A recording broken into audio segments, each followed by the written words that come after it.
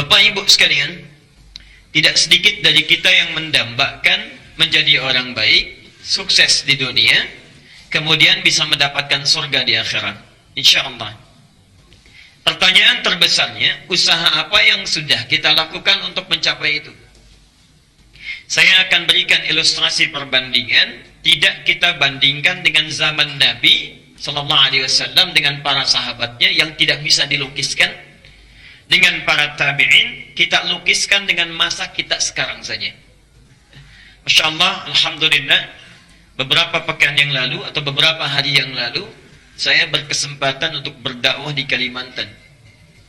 Salah satunya di wilayah timur, Muara Wahau, ya, di daerah Kutai, ya, Kutai Timur, Masya Allah.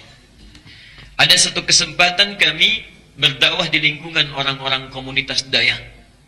Bukan Dayak tapi Dayak, ya. Hulu, artinya hulu sungai yang tinggalnya di sekitaran sungai. Masya Allah Bapak Ibu sekalian, dari 30% yang Muslim itu, karena 60%-nya agama lain, ya, 10% masih kepercayaan animisme, dinamisme, 30% orang Islam. 130 orang Alhamdulillah baru masuk Islam. Yang luar biasa, perhatikan, orang-orang yang hidupnya serba terbatas, mendengar akan ada ta'lim, ya, di tempat mereka, tidak punya masjid, yang dimiliki hanya musalla saja, itu pun patungan iuran untuk bisa membangun musalla di rumah kayu panggung. Bayangkan, pendapatan tidak seberapa, mengeluarkan dari hasil jerih payahnya yang sangat halal untuk membangun rumah Allah, baru jadi musalla. Rumah panggung untuk hadir ke situ, kalau kami saja mesti menempuh perjalanan dengan mobil 40 menit, mereka mesti menyeberang lewat sungai. Ada yang jalan kaki. Jadwal taklim jam 3, jam 2 sudah menunggu.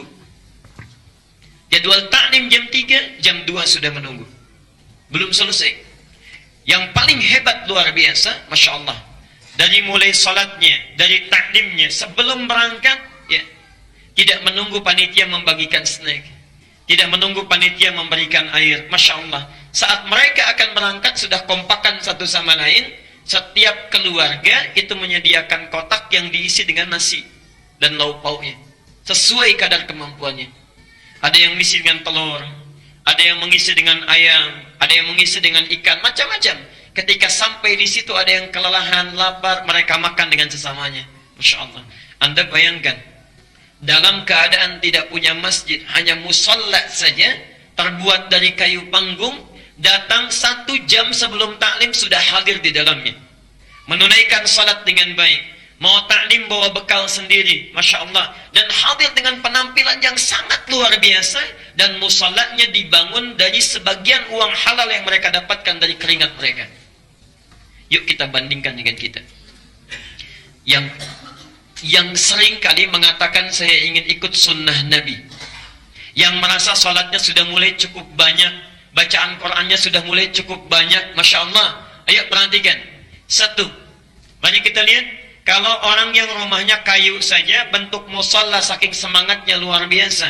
Anda yang sudah dibangunkan masjidnya luar biasa baiknya, fasilitasnya lengkap, keadaannya menenteramkan, yang kalau di luar panas di dalam bisa sejuk, yang kalau di luar dingin di sini bisa berteduh, Masya Allah, segalanya ada. Bahkan datang pun masih ada air minumnya juga. Kalau dengan semua fasilitas itu Anda belum tersentuh untuk belajar, dengan cara apa lagi mesti difasilitasi?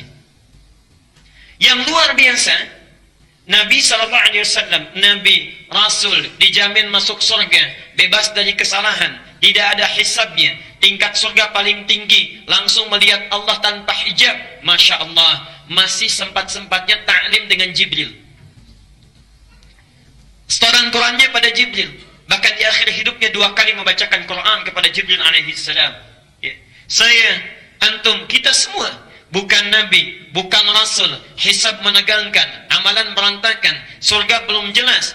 Kalau dengan semua fasilitas yang ada, belum juga mau ikut taklim, belum mau belajar, Masya Allah, setinggi apa derajat kita di sisi Allah subhanahu wa ta'ala. Ya. Mereka datang tanpa pernah merasa putus asa, datang dengan semangatnya walaupun rumahnya panggung, tempatnya cuma musalla. Masya Allah, snacknya bawa sendiri. Kita kadang-kadang sudah disediakan segala fasilitasnya, belum tersentuh untuk belajar. Maka kalau Anda selama ini mengatakan, ya Allah, saya ingin punya cita-cita masuk surga, Masya Allah hisabnya ringan, berjumpa dengan Rasulullah, jangan dulu membandingkan dengan sahabat, bandingkan dengan saudara-saudara kita dulu yang di pedalaman, yang mendekatnya kepada Allah luar biasa. Karena itu bertakwalah kepada Allah. Mari kita mulai materi kita, teduhkan hati kita. Yang datang ke sini penuh dengan maksiat, segera bertobat. Yang pernah punya salah kepada Allah, segera bertobat. Ya. Bermaksiat pada orang tuanya, ya, mohon maaf. Yang ada persoalan di keluarganya, menyimpang dari hukum Allah, segera tobat. Datang ke sini kita punya dosa, keluar dari rumah Allah ini, insya Allah telah berubah dalam kebaikan dalam pandangan Allah Subhanahu Wa Taala. Ya.